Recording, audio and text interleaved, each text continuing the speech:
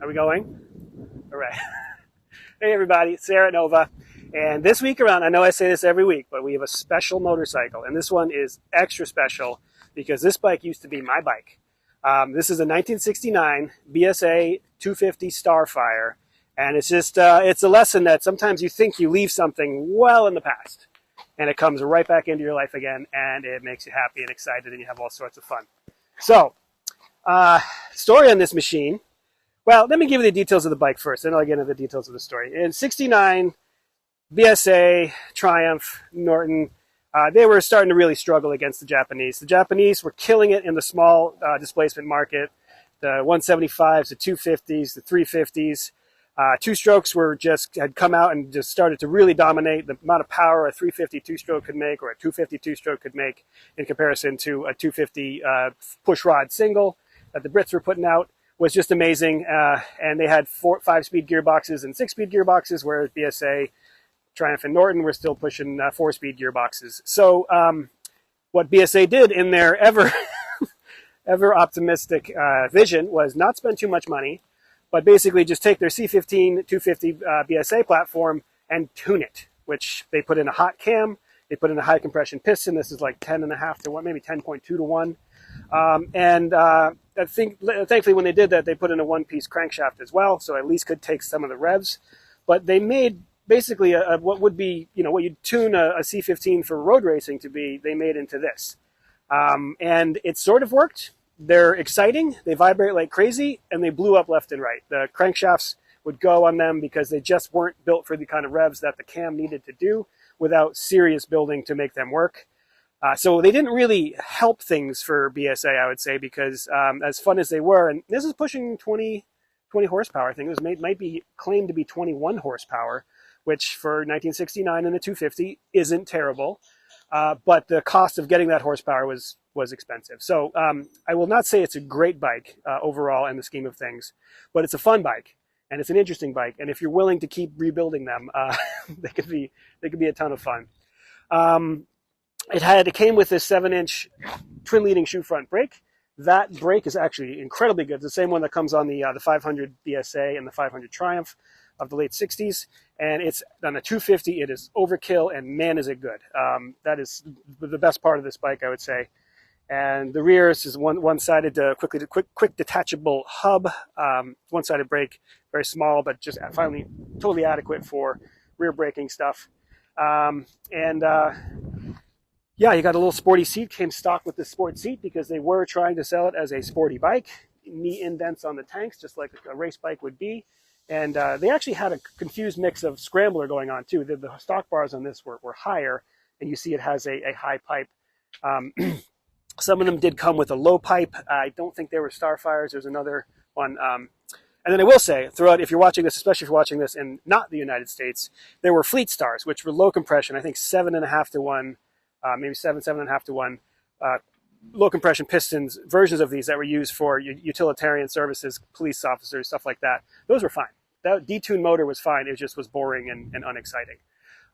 So there's a huge following out there for unit singles. They're called unit singles because they are the transmission is now cast in with the crankcase. Big news for the 1960s in the Brits.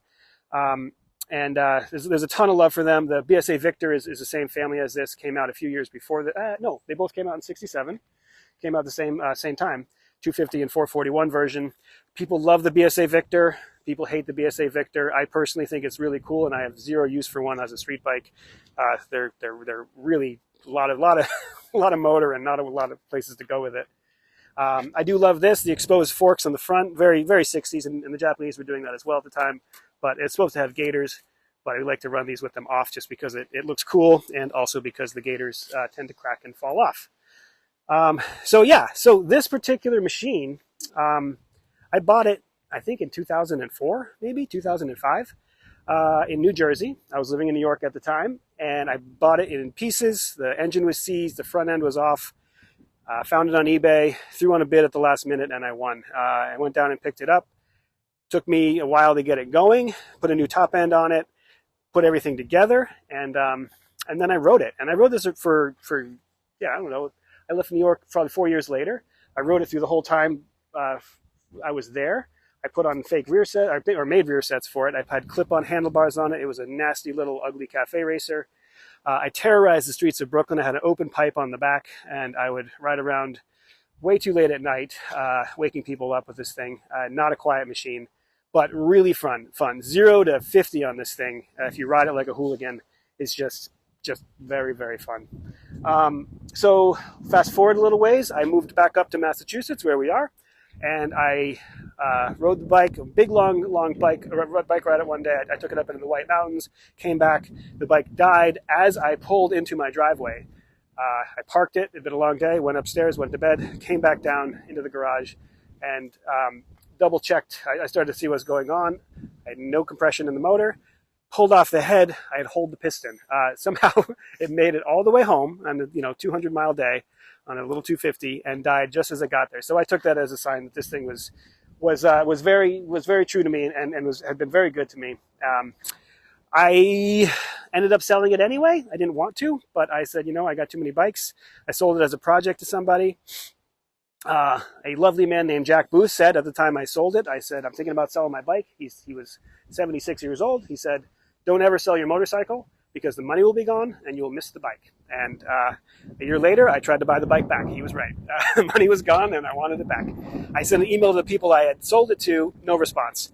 About a year after that, I was at Madhouse Motors. If you're familiar with the motorcycle scene in New England, you will know of Madhouse Motors. And one of our customers there came in and said, hey, I found this cool BSA. I want to show you a picture of it. Pulled out their phone. This was my bike. The people who had bought it from me had left it in an apartment building that this person lived in, and the landlord found them and said, hey, somebody abandoned this. Do you want it? And I said, hey, that's my bike. And they said, well, do you want it? I said, no, I was paid for it. You guys found it. And it's yours now. And so they played for it. They played with it for a while, tried to get it going, bought some stuff. I answered some questions with them, and eventually they gave up on it and said, you know what, we're moving, we give up. Do you want it? And I didn't want it at that point because at that point I had a C15, the precursor to this. But a buddy of ours was looking for a bike to run in the Moto Giro, and I said, you should buy this machine. And he did, a couple $100. He bought it. I actually applied for a lost title, and the title was still in my name, so I got the title for it.